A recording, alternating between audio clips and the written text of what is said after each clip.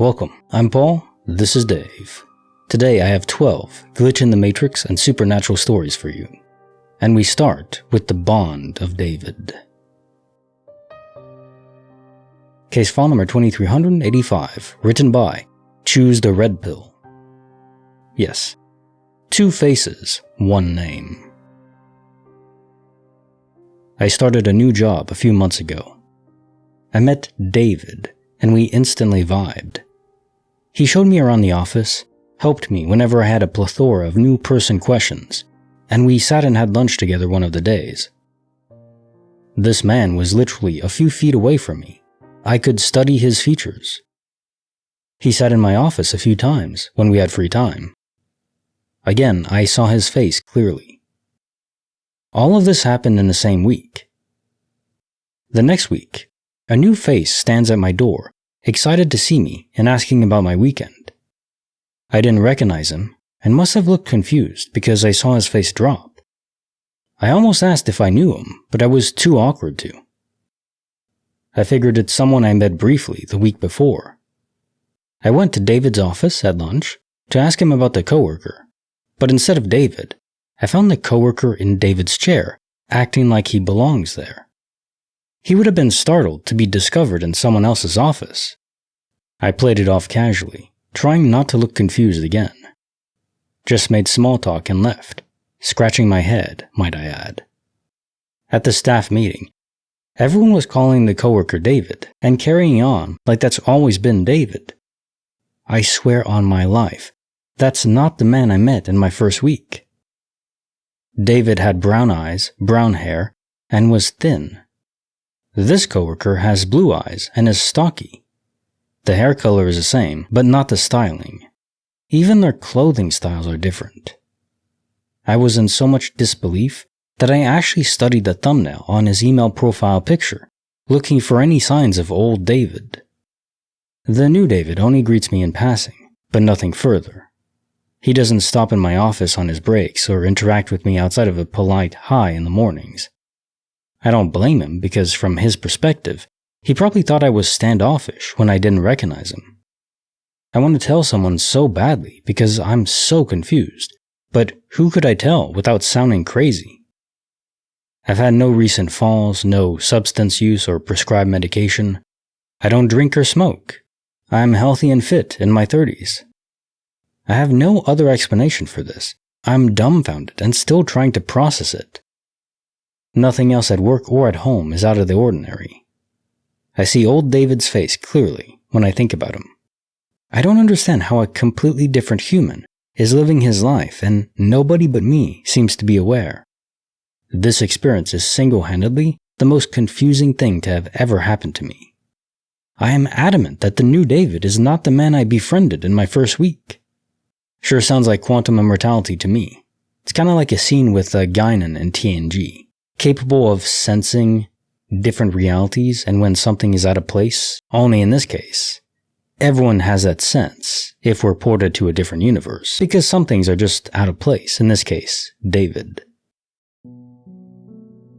Case file number 2386, written by Miss Mary. The Case of the Missing Garden Hoe. This happened several years ago in Saskatchewan, I'm guessing about 2014. My mom was around 85 years old at the time, living on her own. I often went over to her house to help her with yard work. It was time to do some weeding, so I grabbed my own spade and hoe and drove to her house a few blocks away. I know she still has all the garden tools, but I like using mine better. I got there, left my tools in my car while I assessed what work needed to be done. Since there wasn't that much, I left mine in my car and decided to just grab her hoe for a little bit of weeding. I grew up in the house and know exactly where everything is kept. Both her and I are the type of person to put everything away, back in its spot when done using them. I go to the corner of the garage where the garden hoe should be. No hoe. I look again. No hoe. I go in the house and yell, "Mom, where's your hoe?" She comes out and checks where it should be and always is. No hoe. We both discussed the strangeness of this as we both checked around the whole garage. She went out back to look as I proceeded to do the weeding. Thank goodness I did bring my own garden hoe. When I was done, we both went all around, one last time, to look for the hoe. As we both stopped at the spot where it should have been, she expressed disappointment. She said she has had that hoe for decades. It bothered both of us. Well, I then drove home and she went back in the house. About an hour and a half later, Mom is calling my house. I was a little concerned as it was 10:30 p.m. She said before getting ready for bed, she went out to the garage to look once again. Well, there it stood as it always did. I could not believe this, and I asked her if she touched it or moved it. She said she had not touched it. I told her I was driving over there right away as I needed to see it for myself. Couple minutes later, we were both standing in the corner of the garage looking right at the hoe, right where it always is. It was really unbelievable to both of us. We both have brought it up to each other over the years and are still bewildered. This was unintentionally hilarious because of hoe and the double entendre. Sometimes I'm too much of a kid. But yeah, DOP, standard event, standard glitch, but it's nevertheless always confusing. Case file number 2387, written by Friendship Master 1170. Brooklyn's Whisper of God. Many years ago, back in 1933, my mother lived in a very small, 2-bedroom apartment in Brooklyn during the Depression. Her family was truly poor, having sold absolutely everything just to get by. So the apartment was entirely sparse, as they could barely afford to eat. My mom was about 8 years old, and her sister was 3. Her sister had not been feeling well, and she took a nap in the room she shared with my mom. But when they came in to check on her fever, she was missing. She literally vanished. Her family became frantic, searching every possible place in that apartment for about 20 minutes, until they realized someone had clearly taken her. But this would have been impossible because they were on a 5th floor, the doors were completely locked, windows all locked. However, it was the only possible answer, as they had checked absolutely everywhere. There was virtually no furniture in the place, because they had sold everything just to get by, and they obviously checked carefully under the beds. They were on the phone with the police when they heard my aunt coughing in her room. They ran in to find her in her bed, tired but fine. My grandparents were beyond words, crying and holding her. And when they finally asked, "Where were you?" all she could answer was, "I'm fine. I was with God." I wonder if that was just her conscious mind trying to make sense of wherever she was taken. Case file number 2388, written by Hugh and Vic Realty. Cold to the last drop. This past Saturday morning, I woke up around 7 a.m., went through my normal morning routine and chores, brewed some coffee, started some laundry, etc. Then around 8 a.m., I turned on the TV and started watching a soccer game. Not a big drinker, rarely keep any beer or alcohol in the house, and rarely think of having a beer in the morning, but figured, what the heck? Kids were in the backyard playing, wife was doing some work in her office, and I had one single, solitary 12-ounce can of light beer in the fridge. So I went and grabbed it and took a seat on the couch to watch the game. At this point, I hadn't had a single beer or drink of any kind in at least a week. We'd just gotten back the night before from a 5-day camping trip, so we unpacked, showered, and went to bed. I wasn't hungover, just to qualify, I'm not breaking any rules. I don't smoke anything or do any recreational drugs. I don't take any medicine, medication, vitamins, supplements of any kind. But I do enjoy nicotine pouches regularly. So other than a couple of cups of coffee and a nicotine pouch, I was 100% sober. Had a good night's sleep the night before, and even during our camping trip, which was more of a glamping trip, but I hate that term, I was well rested. In a clear and relaxed, but aware, state of mind. If it sounds like I'm over-explaining my state of mind, it's because I am. It's been days and I'm still trying to reconcile and make sense of what happened. When I drink anything, water, coffee, juice, I do so at a normal pace. I don't take any tiny sips, but I also don't chug, just normal-sized drinks. guessing it takes 8 to 10 swigs to empty a 12-ounce can. Maybe less, maybe more, who knows. When I opened the beer, the game was about midway through the first half. So roughly 20 more minutes in the first, 15 minutes halftime, and 45 minutes in the second half. I was steadily drinking the beer while watching the game. The game came to a close, and as I went to get up and turn off the TV, I thought to myself, I'll get up, turn the TV off, throw the empty can in the recycle, and get back to the laundry. But as I stood up and grabbed the can, it was completely full. Other than the leftover liquid around the rim of the can, that happens when you drink from an aluminum can, it was as if I hadn't taken a single sip throughout the entire game, which I know for a 100% fact I had been, steadily throughout the entire game taking sips, roughly 80 minutes worth. Despite the fact that I hadn't been realizing this during the experience, that the beer wasn't emptying, even though I'd been drinking it, I hadn't zoned out and forgotten to drink the beer. I wasn't doing anything else during the game, just sitting on my butt enjoying the game and the beer, uninterrupted. Why was it full? I wasn't about to dump it out, so I just thought to myself, that's extremely bizarre, but cool. I have basically a full beer. So I took another drink. The beer was ice cold, as if I'd just taken it out of the fridge. Certainly not a beer that had been out of the fridge in a 75-degree room in my 98-degree hand for 80 minutes. It was not in a koozie or anything, yet it was ice cold. Kids were still outside playing. They came in and out a few times, but were back outside. Wife was still working, so I changed the channel and started watching the Pacific, and I kept drinking the beer. As bizarre as this was, I somehow didn't fixate on it, and was just watching the show. That episode ended, and I reached for the beer. It was still basically full, and still ice cold. At this point, I thought about going and getting my wife and telling her about it, but decided, screw it, just go with it. Watched another episode. HBO played the entire series that day, and I kept drinking the beer. Each episode is roughly an hour. At some point during the second episode, I finally finished the beer. During the entire time I was drinking the beer, after my initial shock of realizing it was still full, I took note of its weight in my hand.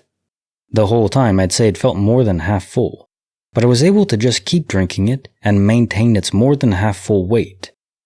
It remained ice cold until the last swig. I threw it in the recycling bin and went on about my day still thinking about it, between chores and making lunch for the kids, etc. I'd say from opening the beer to finally finishing it took at least 2.5 hours. Later that day, after being unable to make sense of it, I went to grab it out of the recycle just to inspect the can, not sure what I thought I was going to find, and think about it some more. It was the only thing in the bin since we emptied the bin before our trip, and hadn't added anything else to it since we got home the night before.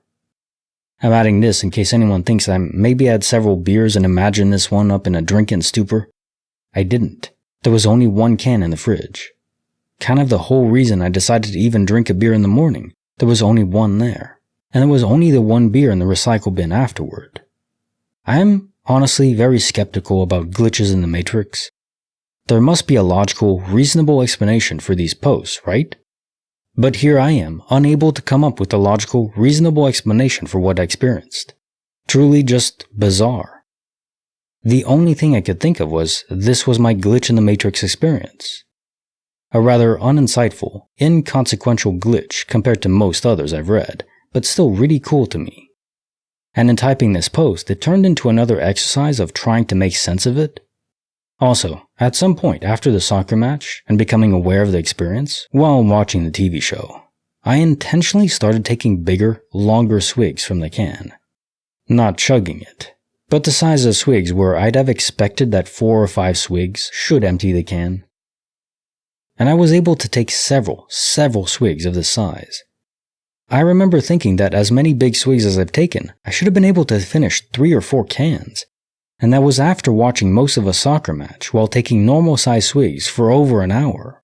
I think the most fascinating thing about this is not the replenishing beer, but the fact that it's cold.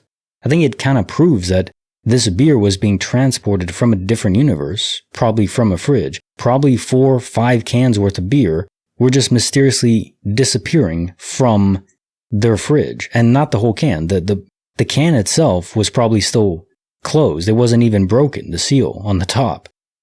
But inside, they were empty. So that'd be a hell of a mystery for the you in that universe over there.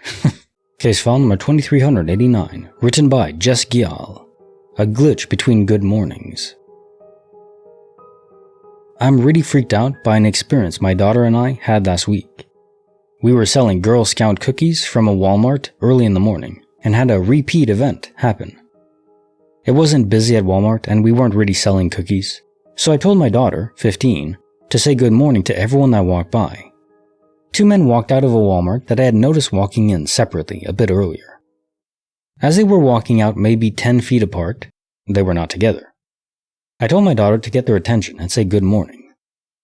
She said no because she said one guy looked scary, big biker guy, and the other guy was on his phone. She didn't want to be rude. Both guys had a very distinct look. Then, maybe 1 to 2 minutes later, we saw them walking out again. All parts of the scenario exactly the same, except for our reaction. We looked at each other confused, and then talked about what the hell is going on. We were both freaked out. I actually chased one of the guys to his car to ask if he had left the store twice or knew the other guy. He said no to both, and looked at me like I was crazy when I told him the story. I have chills, like whole body chills, just writing this out. It feels extra scary because my daughter and I both witnessed this glitch together. There's no way for me to write this off since we both saw the exact same thing. I can't get the experience out of my head. I need answers. Well, the only mundane explanation I can offer is it could be a prank.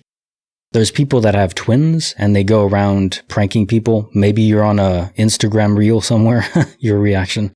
Could be. I think normally they tell people after the fact though, so it's probably not that. Could just be a doppelganger event, although a repeat event like this, it could even be a timeline loop. Case file number 2390, written by AD Leather, 8285. The Color Purple and the Bed. I was a junior or senior in high school, so 1994 or 1995. I know that's a long time ago, but I remember this incident perfectly because it makes no sense. I was reading The Color Purple by Alice Walker in my bedroom. No one else was home, and I had to go to the bathroom. I left the book on my bed. The bathroom was right down the hall. When I returned, the book was gone. I know that I left it on my bed. Still, no one was home, and someone would have had to go up the stairs and past the bathroom door to get to my room, and it was probably 1 minute that the door was closed. I was very irritated because I was enjoying the book and it had just disappeared. I asked my mother later that evening if she'd seen it, and she told me she hadn't. Several days passed, and I remember considering whether to start a different book because I read a lot at the time, but liked to finish a book before moving on. Then I was in my bedroom, standing up near the closet, and something fell and hit me on the head. I looked down at the object that had fallen on my head, and it was my missing book. I remember feeling a weird feeling in my stomach like I was going to throw up, that I had seen something that I wasn't supposed to see. Case file number 2391, written by A. Angelina. The Polaroid Resurrection. For context, I have a Polaroid wall on my shelf with at least 20 pictures, but never any duplicates. If you know Polaroids, you would have to take 2 pictures to get the same extra copies. Never have, even for group pictures. My boyfriend and I are going through a rough patch, and it does not validate his actions at all, but he decided to rip off 2 pictures from my wall that was from my birthday. Because of the events that followed on that trip, he ripped them up in front of my face. It was a very heated moment, but it was crumpled to the best you can ruin a Polaroid. The black film part was even peeling and crumbling off where the image gets printed. During this entire ordeal, I'm texting my best friend about what he's doing. I took pictures of the Polaroids before he took them from me and destroyed them. He tossed them in my trash, and this is the part that gets me. I went back in my trash and saved them. Those were my cherished memories, and I am painfully sentimental. Also, I felt like if I kept them, I was standing up for myself in a way. So I know I was on thin ice if he found out I had saved them. I put them in my makeup bag for the time being, until I tossed them into one of my drawers. So a couple days pass, and I'm thinking I have to find these Polaroids, because if he found them, it would have been a whole repeat. I'm looking in my drawers and I find them, in perfect condition, along with my other pictures. I'm tweaking at this point, trying to find a way to fact check that they were the same Polaroids. So I go back to the text I sent my best friend, and sure enough, the Polaroids matched the ones I sent him. I look in the makeup bag I had hid them in, and I still see the small pieces of the black film that got ripped up. To this day, I cannot find the crumpled or destroyed Polaroids. I haven't obviously been able to validate this with my partner, since to his knowledge those pictures don't exist anymore. I know there weren't any duplicates. I know he looked through that exact pile I'd found them in to find those pictures after I tried to hide them, before he got his hands back on them. I just don't know if it was such a high-intensity moment that something shifted. I don't know. What makes me not doubt myself is the fact that I have texts from that night, including pictures of the Polaroids before he did it, since I was sending him updates on our situation and fight in real time. This best friend also went on his birthday trip with me from where the pictures were took, so he knew which ones I was talking about. There are rare cases where items reform themselves after damage. It's like a time restoration. Also, I hope he's your ex-boyfriend at this point. Seriously. Case file number 2392, written by Bisim Tibuk, 74. When the world pretends I'm wrong. I still don't know how to explain this, but I will try my best. A friend of mine and I went to a mall called A+ near our neighborhood to dine. On the top floor, there is a local fast food chain restaurant most people know and eat at. We sit down, order, eat some chicken and salads, then leave. I also go to the gym in the same mall, and after 2 days, when I came back to work out, the place is gone. Not just closed, but turned into another establishment over the course of 48 hours? I asked the employees what happened to the other place, and they look me in the eyes like I'm crazy. The guy who owns the place told me he doesn't know what I'm talking about, and I need to leave. The name of the place, the signs and furniture, all different. Completely different place that was obviously changed, but no one acknowledges the existence of the place we used to eat at. I asked the couple that was sitting there as well, but they said they don't know what I meant either. I know it could have been bought and renovated, but the fact that no one is saying anything about it, and that this happened in 48 hours or maybe even less, is disturbing. I asked other business owners as well, but no one seems to know anything. I feel so weirded out. What is causing them to hide the truth like this?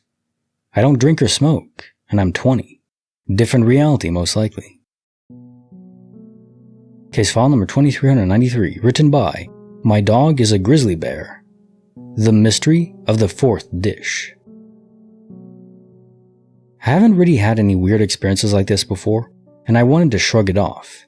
But my husband is a huge skeptic, and usually comes up with some explanation for everything.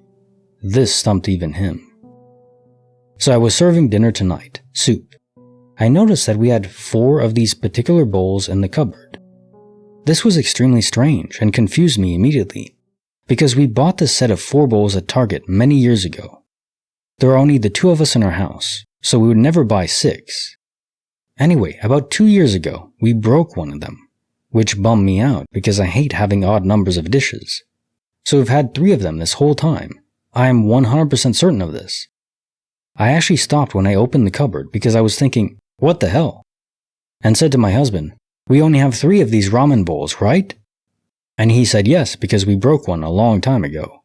And so I pulled them out and showed him all 4, and he was like, question marks? I shrugged it off. I grabbed 2 of the bowls and 2 big plates for garlic bread. As I'm getting the plates out, one crashes hard into the counter and somehow doesn't break. We both breathe a sigh of relief and head to our table and start eating. Halfway through the meal, my husband, who is not a clumsy person, suddenly drops the ramen bowl onto the big plate, and both shatter immediately. We looked at each other confused, So now we are back to 3 ramen bowls again and the broken plate, which I had almost shattered moments before. Just feels like the universe heard me and corrected its mistake? I don't know, man. It was weird and I feel weird.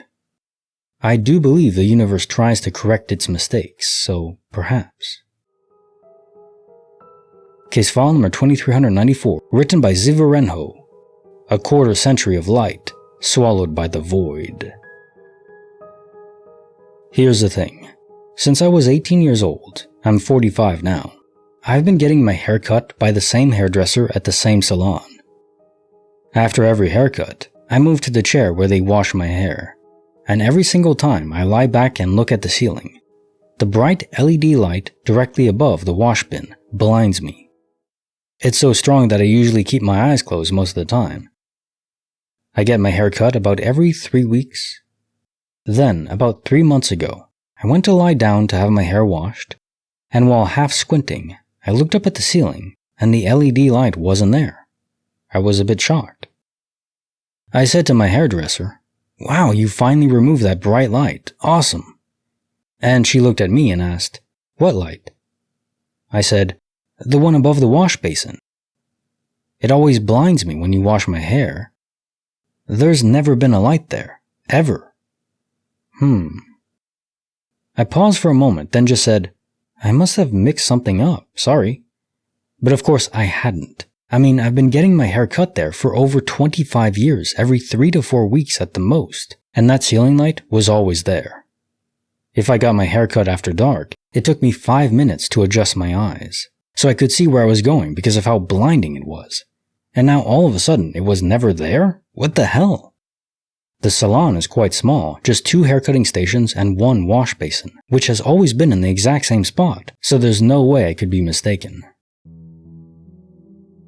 Case file number 2395, written by second or third account? A ghost in the signal. One time, I was alone at home. My husband and daughter were out for the day. I was having lunch in the kitchen and getting ready to leave for work. The house was quiet, and I was reading on my phone while eating.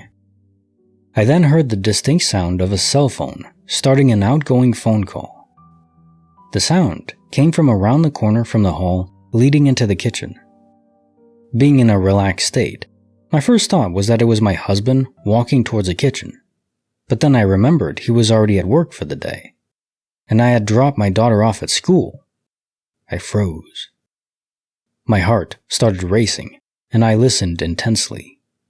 The sound disappeared, as in the phone call didn't continue. It was only the initial dialing out 3-tone sound. Do only Android phones make this sound? 1 or 2 rings, I can't remember exactly, and then dead silence. I put 911 into my phone, ready to dial out. I stayed in a state of frozen fear for quite a few minutes, listening, expecting someone to make some kind of noise, as I was sure someone else was in the house at this point. The hall leading to the kitchen was also the only way to the front door to leave, so I was essentially trapped. As the minutes went by, and the dead silence continued, I needed to do something. I grabbed a broom and called out, "Hello?" I steeled myself and went into the hall. There was nobody in the house. I checked everywhere, every closet, every room. I left to go to work, but stayed creeped out the entire day. My husband rechecked the house when he came home. We've had no other incidents or any evidence of something like an attic squatter, which was also checked. Phantom sounds from a different universe. The complexity of the multiverse is responsible for most glitches, I think. Case file number 2396, written by Reward Sure 1461, The Waterfall and Shadowless Light. So in January 2024, I went to a hotel in Niagara Falls, Canadian side. I had my 10-year-old son with me. I had a room with a spectacular view of the falls. It was a hotel closest to the falls, and floor 12, in case that's useful information. The room had 2 beds. My son fell asleep on one, and me on the other. I don't recall what time we fell asleep, sometime after 9 p.m. I find myself suddenly waking up as I sensed that I was getting too much light coming from the falls. Hence I mentioned the view. I sleep in the dark. I look over to the other bed, but my son is not there. I assume he is in the bathroom, from where I sense a very dim light filtering from under the door that was shut. Before I check the bathroom, I go up to the window and close off the curtains.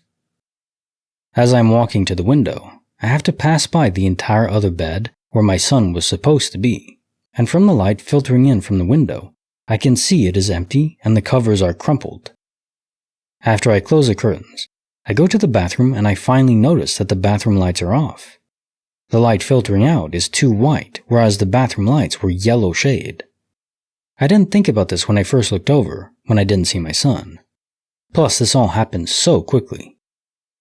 So I push the bathroom door open and I don't see him. I notice the tub curtain is closed, and I see a small rectangular light filtering in there, the size of a cell phone. It was pulsating. I freak the frick out and I feel paralyzed. I call out for my son. He doesn't answer. I spend maybe hardly 5 or 6 more seconds there, though it felt like much longer, but it definitely wasn't. In these mere seconds, I am contemplating whether to rip away the curtain or not. The hotel curtains aren't exactly opaque, so all I saw was that pulsating light, but no outline or shadow of a body, only the rectangular light. In these few seconds, my mind races and reasons. Some homeless person got in the hotel room? Oh man, my 10-year-old has discovered inappropriate content. I was trying to convince myself that someone was there, even though I could see that there wasn't, because the alternative was too crazy. That was a split-second thought later, counteracted by the fact that I didn't see any figure or shadow, but there was enough light for that due to the pulsating light in there.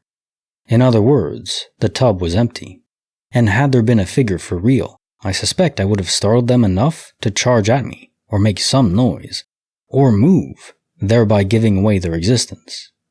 Like I had mentioned that I thought someone could be there, because I didn't want to believe that I just witnessed a floating light.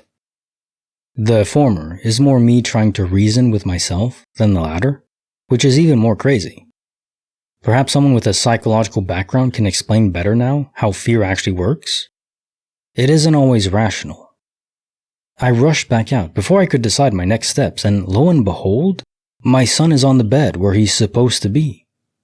I also hear his tablet. He's watching a show. I asked him, "Where were you?" He goes, "What do you mean?" I press on more impatiently. "Where were you like just now?" "I've been here the whole time." "I don't understand what you're asking." I look back at the bathroom. It appears dark to me. I feel so messed up that I do nothing. I'm frozen. I tell my son, "Go to sleep." And I rush under the covers on my own bed, waiting anxiously to hear something or someone from the bathroom as I clutch my phone tightly. At some point, I fell asleep. I awakened the next morning and immediately rushed to the bathroom to try to find evidence of an unwelcome entry from this alleged homeless person. Nothing there, of course. I'm insanely flustered the whole time, and all the way home. For 2 to 3 days after, I tried to reason with myself about what could have happened. I even spoke with my doctor, who told me that it was probably from the extreme stress I'm under. Hence the reason for this hotel stay in the first place. But I've gone through much worse things in the past, as compared to my current stressors. Which are bad, of course, but not my first rodeo in hell, let's just say that. I eventually asked my son if he was in the bathtub at the hotel that night. He looks at me as weirdly as possible for any 10-year-old boy and goes, "I wasn't. Why would I be in a bathtub in the dark?" This went on back and forth for a while as I tried to convince him to tell me the truth, aka what I think I wanted to hear and be put out of my misery quickly, and how he got back to the bed so fast without me seeing or hearing, and that he won't get in trouble if he tells me. Needless to say, I felt so foolish afterwards, interrogating a 10-year-old with this absurdity. Hence, I started my journey to get to the bottom of this. I considered contacting the hotel, but after this conversation with my son, I struggled to try to explain my thoughts. It's not to say that nice hotels can't have homeless people squatting. However, the hotel was not at all busy, due to the time and location. There was always more than enough staff there, and only one way to get in and out. And here's the kicker. When I was booking the hotel, I accidentally booked it. There are 2 by this company there, and I accidentally booked the wrong location. Only when I put it in the GPS and passed by the location I was intending to stay at did I realize this mistake. Can anyone shed any light on this? Any similar experiences? I've had déjà vu and premonitions before, but nothing like this. Well, your sun disappearing for a moment and returning. We've had another story like that just in this video, but the light is different. What would produce that? First the mysterious white light, and then the pulsating light in the bathtub. Now time for the dad jokes of the day. Wife. Trying to open a can of tuna. Our can opener is broken. Husband. So it's a can't opener? I can't believe I married you. Well, he's not wrong. Just a warning if you're buying a watch on Amazon. I learned the hard way that if it says you can swim with it, this only applies if you can already swim without it. 8 bees can kill you, but if you add 1 more bee, you are safe, because it's B9. What do you call a cult that is hard to get into? Difficult.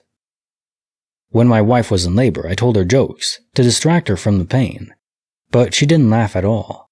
Must have been the delivery. Like the video, subscribe, hit the bell. Kinetic Symphony, signing off.